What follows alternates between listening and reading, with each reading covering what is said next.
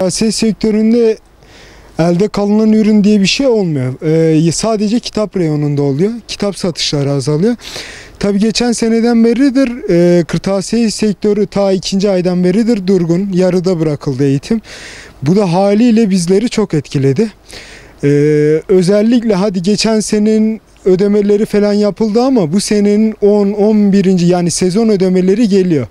Okulun açılmadığı takdirde büyük sıkıntılara gireceğiz. Onun dışında market zincirlerin bize verdiği zararlar oluyor. Örneğin marketlerde her işe giriştikleri gibi kırtasiye sektörüne de soyunuyorlar. Haliyle bizleri etkiliyor. Tabii adamlar hani büyük zincirler olduğu için bizden daha dip fiyata vermeye çalışıyorlar. Ayrıyeten veliler de veya duyarlı vatandaşlar da ben şu konuda uyarmak istiyorum. Sağlıklı malzeme yani kaliteli malzemelere rağbet etsinler. Bizim amacımız işte zaten bizim tek ekmek teknemiz okul sektörü. Oradan kazanç elde edebiliyoruz. Oradan gelir sağlayabiliyoruz. Şu anda bayağı durgun. Normalde geçen senelerde şu zamanlarda burada iğne atsanız yere düşmez tabirini kullanıyorduk. Ama bu sene gördüğünüz gibi tek bir müşteri daha içeride yok. Hayırlısı diyelim, bakalım inşallah düzelir. Evet, biliyorsunuz Mart ayında okullar tatil oldu. Bu süreçte yani 2. dönemin hemen başında okullar tatil oldu. Bu süreçte bizim en çok etkilendiğimiz kırtasiyelerdir.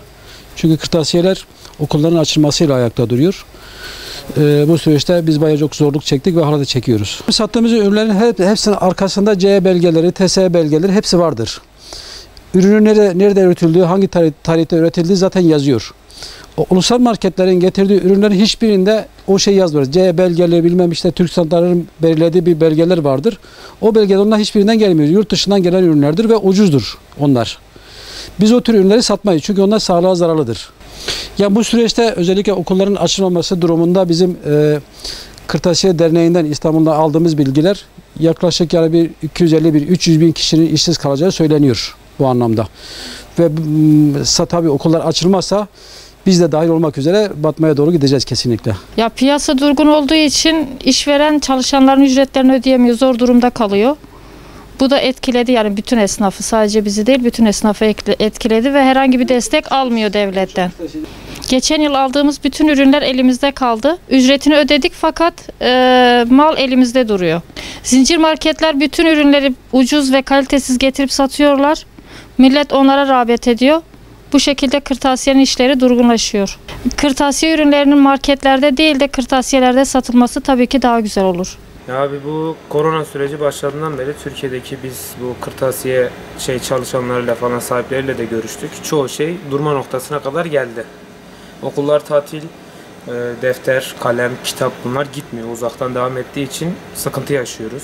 Kitaplara geldiğimiz zaman da çoğu şey evden devam ettiği için hiç kimse soru bankası tarzı şeyler de almadı. Yani sonuç olarak bakarsak %90 batma noktasına kadar ilerliyoruz. Market var. Gidip bakabilirler. Bizim 12-13 liraya sattığımız boyaları onlar 17-18 liraya satıyor. Bizden tek artıları ne oluyor? Adamlar televizyona, ulusal kanallara reklam verdiği için bu da bizi ister istemez etkiliyor. Yani insanlar kandırılıyor gibi bir şey. Bizde var. Bizim bütün şeylerimiz hepsinde yazar. Sağlık Bakanlığı onaylıdır diye. Oyun hamurları olsun, kurşun kalemler olsun, slime tarzı malzemeler olsun, boyalar olsun. Hepsi Sağlık Bakanlığı onaylıdır. Sağlık Bakanlığı onaysız zaten denetimde almıyorlar.